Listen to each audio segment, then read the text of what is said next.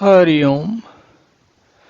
तो पिछले सत्र में हमने देखा कि अ, भगवान अ, भगवान शिव जी जो हैं वो समाधि में बैठे हुए हैं और तारक नामक एक असुर हुआ है जिसको मारने के लिए ब्रह्मा जी ने कहा, बताया देवताओं को कि भाई ये तो तभी मरेगा जब भगवान शिव जी का कोई पुत्र इसको मारेगा। उधर हमें ये भी मालूम है कि माता पार्वती जो है वो बहुत तप कर रही थी और उनको भगवान राम ने उनको ये आशीर्वाद दिया कि भाई जो तुम्हें चाहिए मिल जाएगा, लेकिन तो इसलिए तुम अपने घर जाओ आप और वहाँ जाके मतलब अपने तपस्या छोड़ो। तो माता पार्वती ने तपस्या छोड़ दी है और वो अब मतलब उनको भगवान जो वरदान जो भगवान शिव जी को प्राप्त करने का वरदान है वो उनको मिल चुका है। और जो सप्तऋषि उन्होंने परीक्षा ले ली माता पार्वती की और वो उसमें उत्तीर्ण हो गई, वो पास हो गई बिल्कुल। तो एक तरफ माता पार्वती जी विवाह के लिए तैयार हो रही हैं, दूसरी तरफ भगवान शिव जो हैं वो समाधि में बैठे हैं। तो समाधि से उनको कैसे उठाया जाए, समस्या ये है। इस समस्या का निवारण करने के लिए क्या किया जाएगा, भाई कामदेव को भेजा जाएगा। कामदेव कौन है, हम सब जानते हैं कि कामदेव जो हैं वो जो मनुष्यों में कामनाओं का इच्छाओं को की प्रेरणा देने वाले देवता जो है उनका नाम है कामदेव। और सबसे बड़ी इच्छा मनुष्य की जीवन में क्या होती है, जीवन बनाए रखने की इच्छा होती है। और जीवन कैसे बना रहेगा, जीवन बना रहता है जब हम मनुष्य संतान उत्पत्ति करता है। आपका जीवन तो एक समय के बाद खत्म हो जाएगा, मनुष्य का तो खत्म हो जाता है, लेकिन आगे की संतति उस जीवन को चलाती रहती है। तो ये जो गुण है प्रकृति ने हमको दिया हुआ है और कामदेव का काम यही है कि वो हमारे अंदर, मनुष्य के अंदर इच्छाओं को उत्पन्न करें। और यही इच्छा इसके लिए क्या है, इसके लिए इस मतलब नई आगे की संतान उत्पत्ति करने के लिए स्त्री पुरुष दोनों में इच्छा होनी चाहिए, संसर्ग की इच्छा होनी चाहिए, तभी तो संतानों की उत्पत्ति होगी। तो इस बात को करने के लिए अब क्या है कि कामदेव को भेजा जा रहा है और भगवान शिव को वो जा रहे हैं कि उनको समाधि से उठाएं। अब कामदेव को ये भी समझ में आ रहा है कि भाई हम अगर गए तो भगवान शिव जो हैं वो दयालु हैं, बहुत जल्दी सब दूसरों पर प्रसन्न हो जाते हैं, लेकिन भगवान शिव जो हैं रुद्र भी हैं, उनको क्रोध भी आ जाता है और क्रोध आ जाता है तो क्रोध में वो बिल्कुल, क्रोध तो क्रोध है और उनका क्रोध जो है बहुत भयंकर होता है। तो ये सब जानने के बाद भी कामदेव कहते हैं, मतलब तुलसी ने लिखते हैं, कामदेव मन में सोच रहे हैं कि तदप करब मैं काज तुम्हारा, सुत कहे परम धर्म उपकारा, परहित लाग तजय जो देही, संतत संत प्रशंसा ही तेहि। कहते हैं तो कामदेव देवताओं से कह रहे हैं कि भाई काम बहुत कठिन है लेकिन फिर भी मैं करूंगा आपका काम, क्योंकि श्रुति कहती है कि दूसरे के हित के लिए जो कार्य करता है वो सबसे अच्छा व्यक्ति है। और यहाँ तक कि जो दूसरे के हित के लिए अपना शरीर छोड़ता है उससे बढ़िया संत कौन है। तो ये कह के कामदेव जाते हैं, कहाँ जाते हैं, भगवान शिव के पास जाते हैं। अस कही चले उस सबहि सिरुनाई, सुमन धनुष कर सहित सहाय, चलत मार अस हृदय विचारा, शिव विरोध ध्रुव मननु हमारा। ये सोचते हुए मन में जा रहा है कि अब शिव का विरोध करने जा रहा हूं तो मेरा मरना तो निश्चित है। तब आपन प्रभाव विस्तारा, निज बस कीन सकल संसारा, कोपेउ जबम बारि चर केतु, छन महु मिटे सकल श्रुति हेतु सेतु। कहते हैं कि कामदेव ने अपनी छटा, अपना प्रभाव सबके ऊपर फैला दिया। कामदेव का प्रभाव कैसा होता है, तो कामदेव के प्रभाव को अगर हमें समझना है तो ये समझिए, जैसे वसंत की ऋतु होती है तो चारों तरफ नाना प्रकार के फल फूल खिल जाते हैं, या फिर वर्षा ऋतु होती है जब हर प्रकार के पौधे पनपते हैं, सारी प्रकृति एकदम वैसी हो जाती है, चारों तरफ हर तरफ से बढ़ रहे हैं लोग बाग, ऐसी प्रकृति की स्थिति हो जाती है। तो उस बढ़ती हुई प्रकृति की स्थिति में क्या होता है, सृष्टि का प्रसार होता है, सृष्टि का प्रसार होता है, सृष्टि तभी उसी से बढ़ती है। तो ये सारी बातें कामदेव ने वो स्थिति बना दी। और आपने ये भी देखा होगा कि जैसे इसको जो कामदेव ने वो स्थिति बना दी, क्योंकि सृजन के लिए, संतानोत्पत्ति के लिए ऋतुकाल होना बहुत आवश्यक है। और आप देखेंगे सारे सारे सारे प्राणियों में ऋतुकाल में ही संसर्ग होता है और उसके बाद संतान की उत्पत्ति होती है। तो ये हम सब जानते हैं, इसमें कोई ऐसी बात नहीं, हम सभी जानते हैं इस बात को। तो अब क्या हुआ कि कामदेव जो हैं वो तो अपना प्रभाव चारों तरफ फैला रहे हैं, और सब ऐसी है उन्होंने हालत कर दी। देखिए क्या किया उन्होंने, उनके प्रभाव के कारण क्या हुआ, भागे विवेक सहाय सहित सो सुबकट संयुग मही मुरे, सतग्रंथ पर्वत कंदर निमय जाए ते अवसर दुरे, उनिहार का करतार को रखवार जग खर भरु परा, दुई माथ के ही रत्नाथ जेहू कहीं कोपि कर धनुष सर धरा। स्थिति ये हो गई है कि विवेक अपने सहायकों सहित, विवेक मतलब मनुष्य की जैसे विवेक की बुद्धि होती है ना, वो तो भाग खड़ा हुआ। क्यों भाग खड़ा हुआ, क्योंकि वसंत ऋतु काम जो है बहुत प्रभावी हो गया है। विवेक, और इसका अर्थ समझिए, जब इच्छाएं बहुत प्रभावी होती हैं तो व्यक्ति की सोचने समझने की क्षमता जो है वो खत्म हो जाती है, बिगड़ जाती है, कुछ नहीं सोच पाता। तो कह रहे हैं विवेक बुद्धि वो सब जो है पर्वतों की कंदराओं में जाके छिप गए, मतलब देखने को नहीं मिलते हैं। सारे जगत में खलबली मच गई, और स्थिति ये हो गई है कि सब लोग जो हैं केवल कामना के और श्रृंगार रस में डूब गए, इतनी जोर से डूब गए कि पूछिए मत। तो अब ये सब लोग सोच रहे हैं, प्रकृति सोच रही है कि हे विधाता क्या होने वाला है। अब हम लोग देखिए, प्रकृति सृजन के लिए अपना काम करती है, लेकिन अगर अति हो जाए, सृजन की भी अति हो जाए, तब क्या है, तब तो बहुत मुश्किल है, तब बहुत कठिनाई है। उतना भी नहीं चाहिए, हर चीज संयम में चाहिए। तो कहते क्या है कि ऐसा कौन दो सिर वाला जिसके लिए रति के पति कामदेव ने कोप करके हाथ में धनुष बाण उठाया। दो ही माथ कही रथिनाथ जही कहीं कहूं कोपी कर धनुषर धरा। दो ही माथ, किसके ऐसे दो सिर हैं जिसके लिए रथिनाथ ने, रथिनाथ मतलब रति के, जो कामदेव की पत्नी का नाम रति है, और रति जो है, रति के नाथ जो है कामदेव, किनके लिए गुस्सा हो गए इतनी जोर से, किस बात पे कामदेव इतने क्रोध में आ गए, इतने कोप करके उसको धनुष बाण उठाया कि सारी प्रकृति जो है श्रृंगार रस में डूब गई है। स्थिति ये हो गई, किसी को कुछ समझ में नहीं आता, सब लोग मर्यादा छोड़ के, देखिए कहते हैं, जैसे जीव जग अचर चर नारी पुरुष असनाम ते निज निज मर्याद तज भय सकल बस काम। काम के इतने वश में हो गए हैं कि सब लोगों ने अपनी मर्यादा छोड़ दी है। जहां तहां जिसको जैसा स्थिति मिली, सब लोग एक दूसरे के पीछे भागने लगे हैं, बिल्कुल आपस में संगम करने की स्थिति होने लगी है। और देखिए कवि की कल्पना देखिए, सबके हृदय मदन अभिलाषा लता निहरी नवाई तरु शाखा, नदी उमगे अब मुद कहूं धाई संगम करहे तालाब चलाई।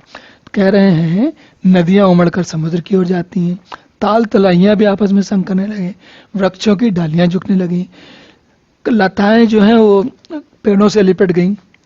तो मतलब ये जो वृक्षों की, पेड़ पौधों की जो प्रकृति है, उनकी तक की स्थिति ऐसी हो गई, तो चेतन जो प्राणी है उनके तो कहना ही क्या।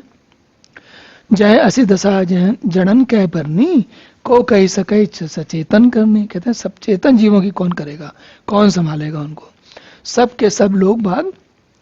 देखिए क्या कहते हैं, मदन अंध व्याकुल सब लोगों का निस दिनु नहीं अवलोकन को का। सब लोग कामांध होकर व्याकुल हो गए, निस दिनु नहीं अवलोकन को का। तो कहते हैं अवलोकन को का मतलब चकवा और चकवी इन पक्षियों के बारे में कहा जाता है कि वो रति क्रिया केवल शाम रात में करते हैं, अंधेरे में करते हैं, दिन में नहीं करते। और मनुष्यों का भी वैसे ही है। कुछ प्राणी, बहुत सारे प्राणी तो ऐसे दिन रात नहीं देखते, लेकिन जो भी सभ्य लोग हैं, जो सभ्य प्राणी हैं, और ये प्रकृति के बनाए हुए नियम है, वो सब भी नहीं करते। तो कह रहे हैं कि सब लोग कामांध हो गए और चकवा चकवी तक भी जो है वो रात दिन नहीं देख रहे हैं, बस वो काम के वश में लगातार जो है वो समागम में लगे हुए हैं, संयोग में लगे हुए हैं। अब ऐसी स्थिति हो गई है कि चारों तरफ बिल्कुल यही सब कुछ आ गया। और कहते हैं भय काम वस जोगीस तापस भय काम वस जोगीस तापस पावरन की को कहे, देखई चराचर नारी में जे ब्रह्म में देखत रहे। कह रहे हैं जो योगी लोग हैं, तपस्वी हैं, वो भी काम के वश में हो गए। तो जो सामान्य लोग हैं, पामर मनुष्यों की कौन बात करे, हमारी आपकी बात कौन करे। जो बहुत बड़े वैरागी और ऐसे योगी लोग हैं जिनका हमेशा नियंत्रण में रहते हैं, वो सब भी बेचारे काम बस हो गए। और पुरुषों को सबका सारी सृष्टि स्त्री जैसी दिखने लगी और स्त्रियों को सारी सृष्टि पुरुषों जैसी दिखने लगी। अब ऐसी स्थिति हम लोग जीवन में कहीं देखते नहीं है। जीवन में जो कुछ देखते हैं सब में थोड़ा संयम होता है। ऐसा नहीं कि लोग मतलब मनुष्य थोड़े तो संयम में रहते ही हैं, लेकिन कामदेव का इतना प्रभाव इतना ज्यादा अधिक हो गया कि चारों तरफ ये स्थिति हो गई। और इस बीच में जो है कामदेव उभय गरी अस कौतुक भय हो, जो लगी काम सम गुपाई गए हो। तो कामदेव जो है वो ये सब करते हुए 2 घड़ी तक उन्होंने किया और ऐसा कौतुक किया कि चारों तरफ सब लोग पागल हो गए, बिल्कुल मदन रंग छा गया, रति भाव में आ गए या काम वश हो गए या जो भी समझिए आप। कुल मिला के स्थिति लोगों के अंदर अपने स्वयं के में वश रह ही नहीं गया। और ये सब बंद होते होते कामदेव शिव जी के पास पहुंच गए। जब शिव जी के पास पहुंच गए तो अब एकदम से भगवान शिव जी को देख के कामदेव को तुरंत जो होता है ना, कि जैसे कोई बच्चा होता है जब कोई उत्पात कर रहा होता है, कोई गड़बड़ कर रहा होता है और एकदम से कहीं ऐसे पहुंच जाए जहाँ बड़े लोगों की सभा हो, तो क्या होता है, एकदम चुप हो जाता है, एकदम थिटक के खड़ा हो जाता है। क्यों? क्योंकि समझ जाता है कि अब ये लोग देखेंगे तो कुछ कहेंगे, डांट लगाएंगे हमारी। वही हालत कामदेव जी की हो गई। कामदेव पहुंच तो गए, अब भगवान शिव तो अभी भी समाधि में बैठे हैं, लेकिन कामदेव के हाथ पैर फूल गए, डर गया एकदम से। और जब रुक गया तो थोड़ी देर के लिए सारी प्रकृति भी रुक गई। जो उसका भय तुरत सब जीव सुखारे, जिम मद उतरी गए मतवारे, रुद्र ही देख मदन भय माना, दुराधर्ष दुर्गुम भगवाना। तो कहते हैं थोड़ी देर के लिए सारी प्रकृति सुखी हो गई, लोगों का दिमाग जो थोड़ा ठिकाने आया, बुद्धि थोड़ी ठिकाने आई। नहीं तो जो बिल्कुल नशे में मद में आके जैसे कर रहे थे, वो सब उनका थोड़ी देर के लिए शांत हुआ। और रुद्र ही देख मदन भय माना, रुद्र को देख के मदन जो है, अब देखिए यहाँ पर तुलसी शिव नहीं कह रहे हैं, रुद्र कह रहे हैं। क्यों?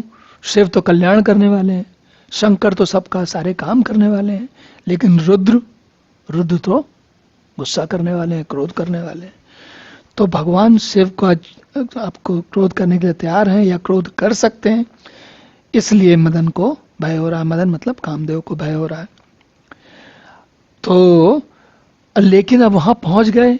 अब देखिए कथाकार की, तुलसी की का आनंद देखिए, कह रहे हैं पहुंच तो गए, फिरत लाज कुछ करे नहीं जाई, मरण उठान मन रचे सो पाई।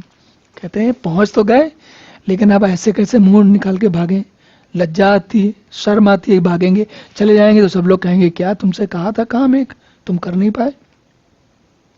तो लौटने में लज्जा मालूम होती है, लेकिन कुछ करते हुए नहीं बनता, क्योंकि ये पता है भगवान शिव को। और भगवान शिव कहाँ, अब ये भगवान शिव नहीं है, अब ये भगवान रुद्र है। रुद्र हम जानते हैं ना, रुद्र वो हैं जो इतना अधिक क्रोध करते हैं कि सारी समष्टि को, ब्रह्मांड को पूरा नाश कर देते हैं, उसका प्रलय कर देते हैं। तो लेकिन कामदेव को पहले तो डरे, लेकिन फिर समझ में आया कि कुछ तो करना पड़ेगा।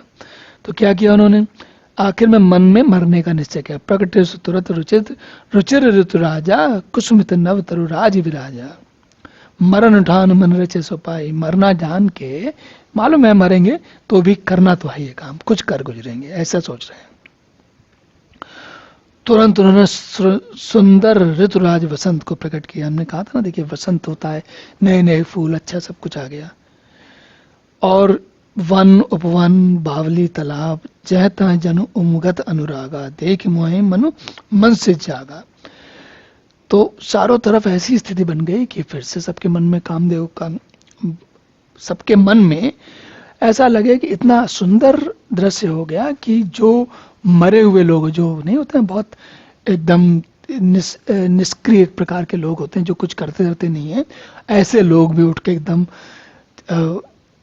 तुरंत एकदम सच एकदम ऐसे तैयार हो गए कि कुछ करना है, वो भी ऐसे लोग भी तैयार हो गए। और ऐसी स्थिति मरे हुए मन में भी कामदेव जागने लग गया।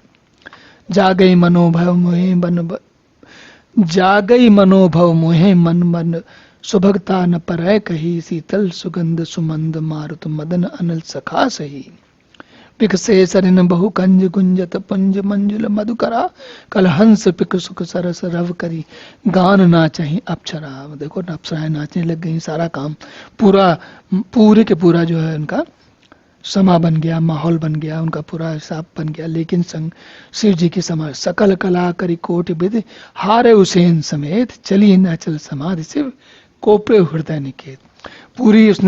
पूरी अपना जो नाटक था, जो पूरा रंगमंच था, जो पूरा सारे रंग खेल डाले, लेकिन भगवान शिव जो है उनकी अचल समाधि में तो कोई परिवर्तन ही नहीं आया। तो भाई कामदेव भी कामदेव है, बहुत जोर गुस्सा आ गया। उसने कहा कि कुछ तो ये तो बात समझ में नहीं आई, ऐसा तो मैं इतना भी बेकार नहीं हूं, इतना भी नपुंसक नहीं हूं, कुछ हुआ ही नहीं, कुछ तो करना पड़ेगा।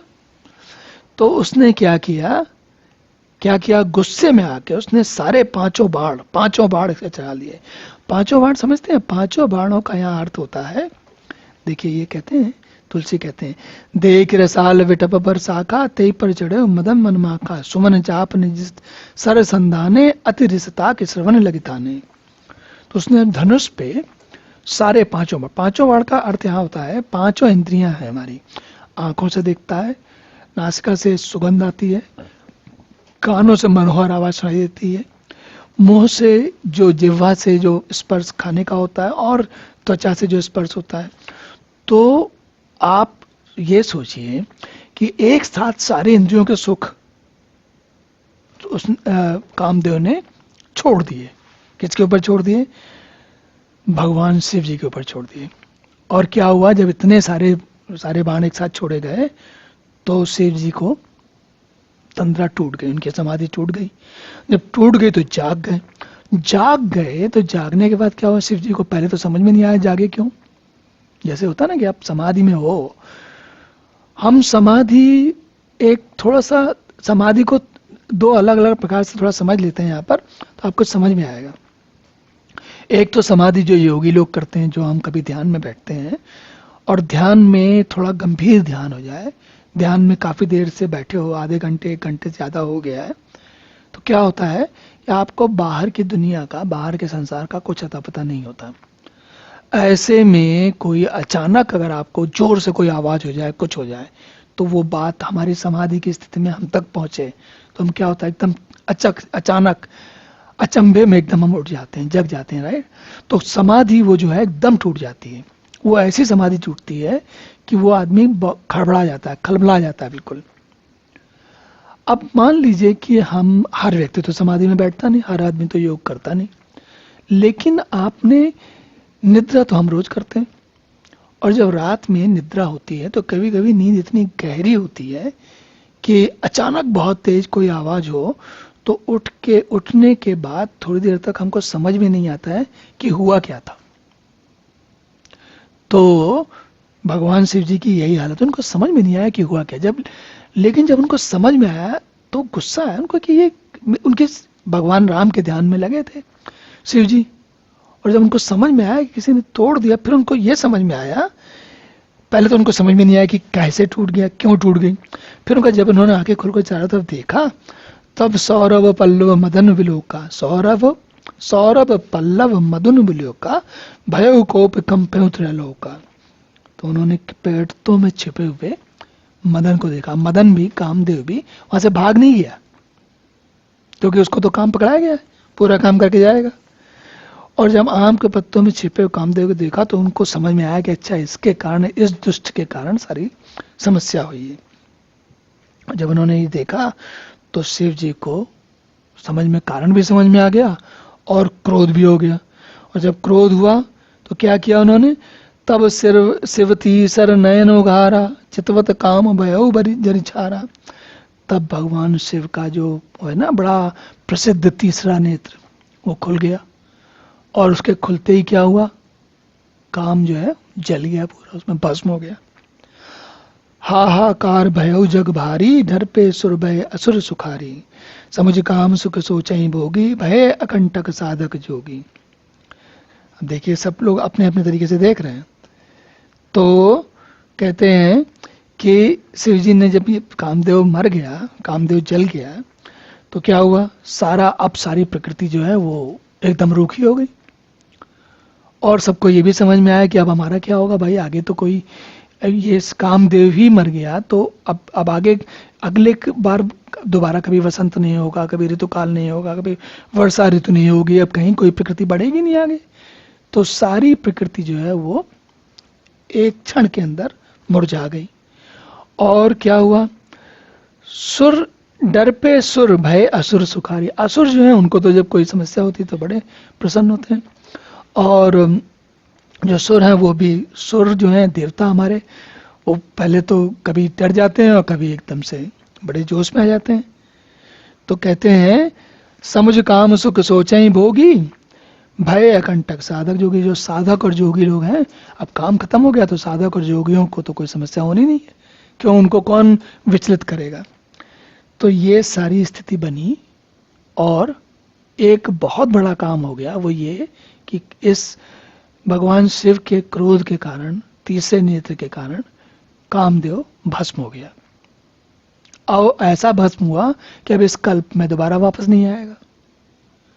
तो ये तो बड़ी बात हो गई है। तो आगे काम कैसे चला ये हम सोचेंगे अगले सत्र में, लेकिन यहाँ ये जरूर जान लें कि शिव जी ने जो तीसरा नेत्र खोला है, ये तीसरा नेत्र क्या होता है। तीसरा नेत्र का एक उदाहरण आप ये समझ लीजिए कि ऐसी दृष्टि जिससे काम या और जीवन के जो उल्लंघन है वो सब समाप्त हो जाते हैं, और भगवान में मनुष्य का जो भगवान में जो समाधि है वो अटल हो जाती है। और ना भी बिल्कुल अटल ना भी हो तो भी कम से कम ये रास्ता खुल जाता है। ये रास्ता सबके लिए नहीं खुलता। जब जब भगवान शिव अपना नेत्र खोलते हैं, जिन जिन लोगों को जैसे भगवान शिव नेत्र खोलते हैं तो उन्हें ज्ञान प्राप्त होता है, ऐसे ही हम लोगों को उन भगवान शंकर की, शिव की कृपा से वह दृष्टि प्राप्त करने की अपेक्षा करनी चाहिए जिससे भगवान राम के दर्शन हो सके। चलिए अब अगले सत्र में पुनः मिलेंगे। हरि ओम।